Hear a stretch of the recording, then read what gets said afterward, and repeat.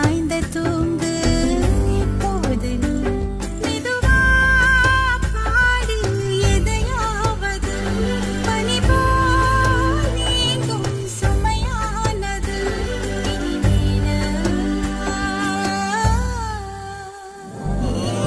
உன்னை என்று வேறு சொகம் எனக்கில்லையே உள்ளமெங்கும் நீயே வழி துணை நன்